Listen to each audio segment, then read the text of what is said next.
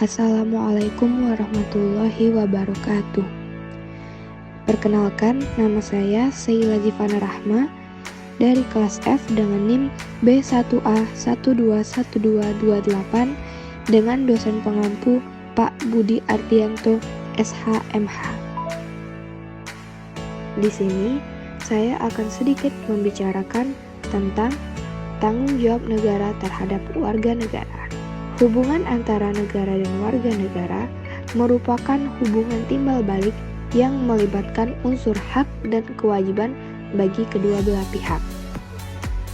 Hubungan itu secara mendasar terbangun dari tujuan awal terbentuknya negara Indonesia.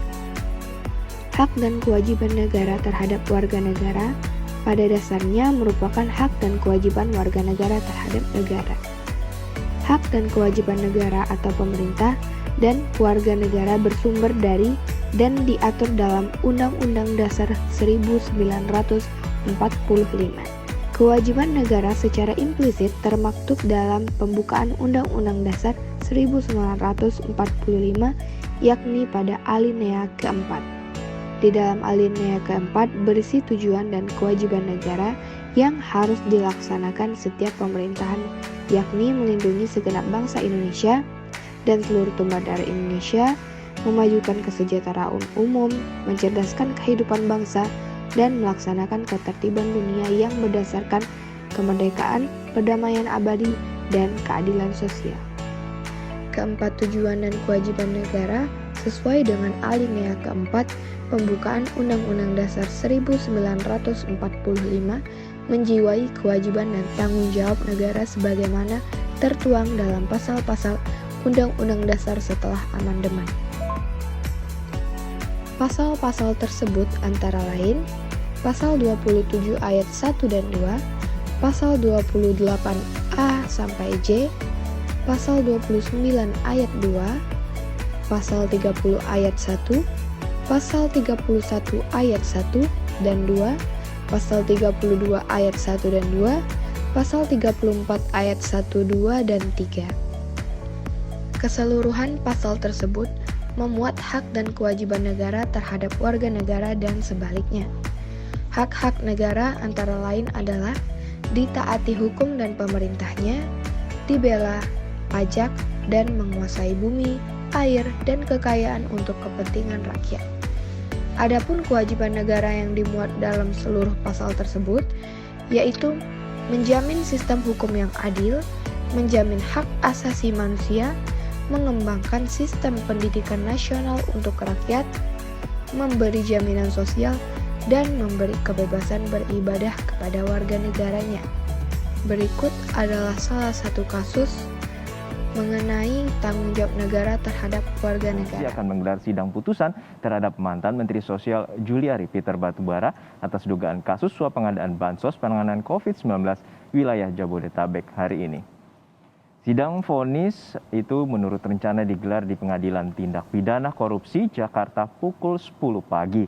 Sidang bakal dipimpin Hakim Ketua sekaligus Ketua Pengadilan Negeri Jakarta Pusat Muhammad Damis. Sidang akan berlangsung secara daring dan Juliari dihadirkan secara virtual dari Rutan KPK. Sebelumnya, Jaksa Penuntut Umum dari Komisi Pemberantasan Korupsi menuntut Juliari dengan pidana penjara 11 tahun, denda Rp500 juta, subsidiar 6 bulan kurungan, dan hukuman tambahan serta uang pengganti sebesar Rp14,5 miliar yang harus dibayar setelah 1 bulan vonis dari majelis hakim berkekuatan hukum tetap. Jaksa juga meminta kepada majelis hakim agar menjatuhkan pidana tambahan untuk Juliari berupa pencabutan hak dipilih pada posisi jabatan publik selama 4 tahun setelah dirinya selesai menjalani masa kurungan hukuman. Juliari dinilai jaksa telah menerima uang suap senilai Rp32,48 miliar terkait pengadaan bansos pandemi COVID-19 untuk wilayah Jabodetabek di Kementerian Sosial.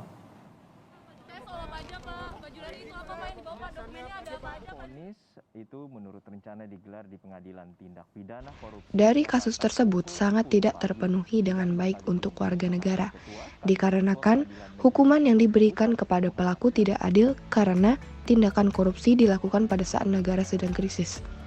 Hal tersebut memenuhi pasal 2 Undang-Undang Nomor 31 Tahun 1999 tentang Pemberantasan Tindak Korupsi.